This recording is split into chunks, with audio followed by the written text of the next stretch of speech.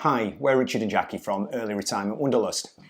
Regular viewers will know, after we came back from America, we set ourselves a little bit of a challenge because we'd had 5 weeks on the road. We decided we wanted to eat much more healthily, to do some more exercise and maybe drink a little less alcohol. So it's the end of November and we've made it. We've really enjoyed the process. We want to take some time now to review how things have gone and see if there's anything that you can take away.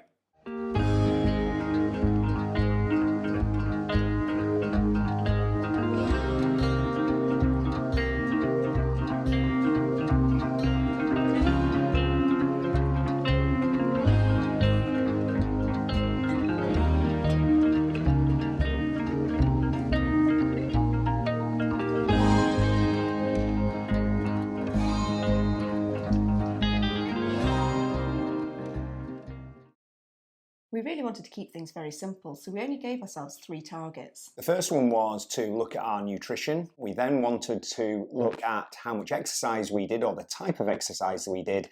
And then we just wanted to keep a careful track on how much we drank during the course of the month. Our 5 weeks in America started really well because my mum was with us and she likes having lots of salads and she loves her 5 a day, so she made sure we had lots of vegetables. But we had 2 weeks on our own at the end of the trip and things did slip a little bit. So we really wanted to just tidy up what we were eating. We were eating a lot of empty carbs, a lot of breads and crisps, and not much fruit and veg. So yeah, we just needed to make sure that we were more healthy.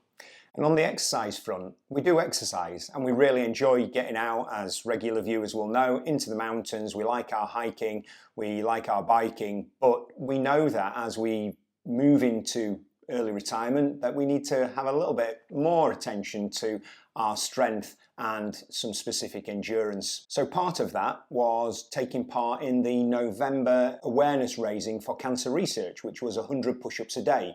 And on top of that, I just tried to incorporate a very simple bodyweight circuit 3 times a week and also to get out and start running again. On our road trip, we had got into a little bit of a habit that we would get back to the van and have a bit of a beer.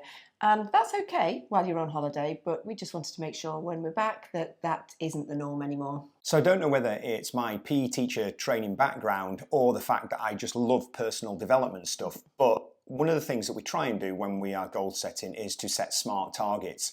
S is for specific, so rather than just setting some targets of be healthier, we made our targets for November to be based around the 3 areas of nutrition, booze and exercise. M is for measurable. We wanted to do something that we knew that we'd achieved every day, so something really simple like doing 100 push-ups was really measurable. We either did them or we didn't, or we did some of them. A is for attainable. Now quite often we are guilty of setting out and setting some really lofty goals, but we just, as we said right at the start, kept it really simple and set ourselves some targets for November that we knew would be challenging, but in our heart of hearts we knew that we could actually do them. R is for realistic. Did we set something that was going to be achievable and realistic? And I think we did.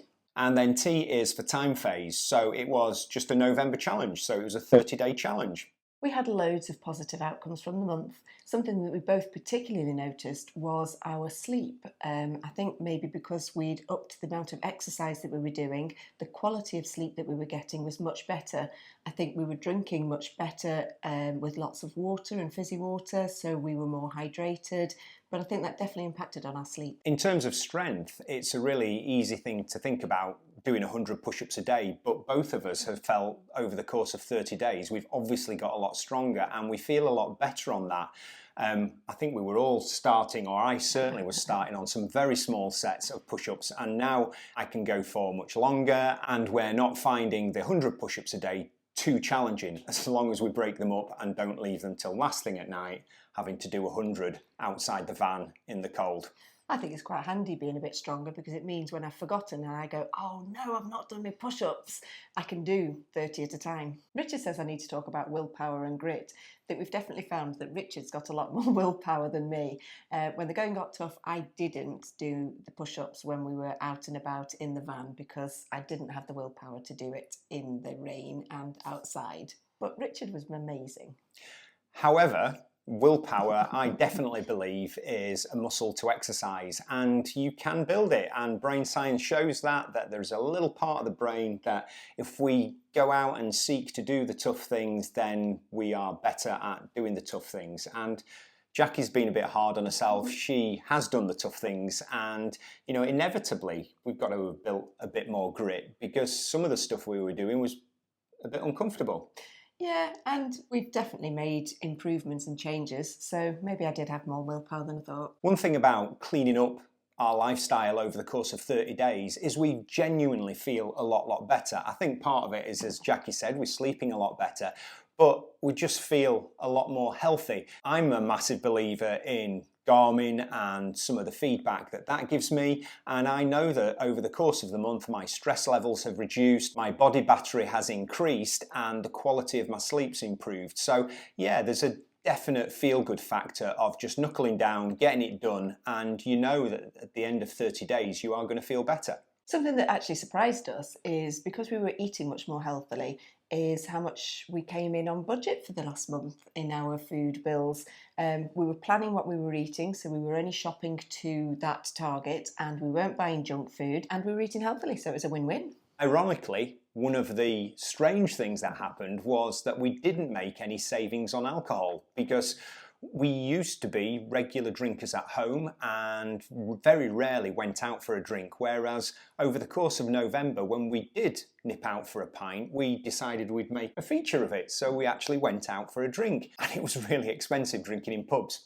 And we'd only have a pint, but that's £10, which is more than if we'd had a drink at home. I guess the biggest challenge is when we are thrown out of our routine, when we go away in the van, or if we're going to visit people in other houses. And actually, when we have people visiting our house, it's really hard to keep that routine and then to remember to do the things that you've set out to do. That's where willpower comes in a bit, I suppose. I didn't quite stick to it. Richard was very good at remembering and getting on with it. I think one of the biggest challenges for me was realising that sometimes life gets in the way of targets and things that we want to try and do over the course of 30 days. And actually, that's okay.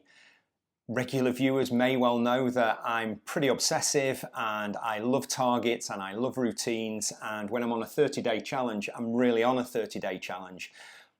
But sometimes life gets in the way. So for example, when Georgia, our daughter, was poorly, it was just right and proper that we dropped everything and went to her. And I needed to just get my head around the fact that it is okay for that. Life's not about 30-day challenges. It's about the life that we live and living a fulfilled life. So I think that was a challenge, but it's also been a bit of a learning point for me. And I think I just look at it that, yes, it's a challenge. Yes, it gives us focus. And I think that was the main reason we wanted to do it. It gave us a bit of a focus for the month as well, didn't it? It did. So yeah, we worked hard towards the challenge, but it also just gave us that focus. With Richard being more routined, he would have already done some of the challenges before I even got out of bed. So he'll have already done 33 of his push-ups. My biggest challenge was actually remembering to do some of the things, particularly the exercise one. So I would get to the end of the night, sometimes, in fact, one night at about 10 o'clock at night, and I hadn't done any of the 100 push-ups. And that was a challenge, but I did do them. And I think when you're trying to incorporate new things into your routines, it makes it a little bit easier if you attach it to things that you already do. So I decided that I was going to attach my push-ups to meal times. So a little mental reminder was every time I sat down to eat, I should have done either 33 or 34 push-ups. It worked most of the time, but it just made it that little bit easier. He didn't remind me when he was doing his meals and his 33 push-ups. Maybe actually seeing him do them might should have reminded me, but it didn't.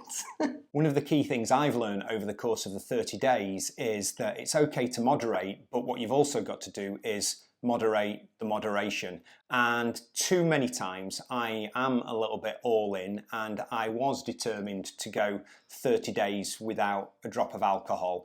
And then I realised that that probably wasn't good for my well-being. And actually, I've learned a lot from that, and I feel a lot better about it, because it is okay to moderate, but you've also got to make sure that that moderation is in moderation. I think what he's trying to say is we had a couple of times where we'd been on a really nice walk and we'd had a really lovely day out. And why shouldn't you just have one beer as a treat because you've said you're not going to? It's not like you drink all the time anyway, Rich. No, and to be really honest, I really, really enjoyed those moments. And so they're such enjoyable moments. Why miss out on it? It feels like we've done a really big challenge. Actually, we haven't. We set ourselves really simple targets and we tried to keep it simple because that's the only way we were going to achieve things. One of the things I think we both learned is that in early retirement, sometimes it can be a little bit too easy to just sit back and let things happen. And that's never really happened throughout our lives, and it's a big change for us. Sometimes in our lives, doing hard things is really good for us. There's a sense of achievement, there's a sense of challenge, and it really does just put our bodies and mind under a little bit of pressure, and pressure is good, even in early retirement. Yeah, I've really enjoyed the challenge. It's just been fun to give us a focus of something to do, something that maybe pushes us to do something we wouldn't normally do. And we both feel really good on it. Now I'm going to be really nerdy now, and Jackie's going to hate this bit, but I want to talk about really small improvements, and some of the habits that we've incorporated are really, really small. However, those improvements compound over a period of time, and I'm actually talking about James Clear's Atomic Habits, which is just an amazing book if you fancy reading a little bit more on this. And all the theory is that if you make a 1% improvement every day, that little 1% improvement compounds on itself. So it's not just a whole series of 1%ers, it's a 1% and then some. So if you did the maths, as Jackie knows, a 1% improvement is a multiplication rate of 1.01. And then if you do that over 30 days, you actually get a 37% increase over 30 days. I'm 37% stronger now. Absolutely. So that's it. We're at the end of our 30 days November reset. It's been really fun. We definitely think that we've made progress on clean eating, a little bit more exercise, a little bit less booze. And I've enjoyed doing the weekly review actually, because for me, I do lack a bit of willpower, but every week it makes me go, right, I've got to think about what I'm doing because I'm accountable next week. So that's been quite good as well. So we just hope that you have enjoyed the journey with us and that there is something that perhaps you can take away and apply into your routines and habits. We are coming into the new year and people naturally start thinking about New Year's resolutions. So hopefully there's something that you can take into next year. So that's it. Yeah, bye. Bye.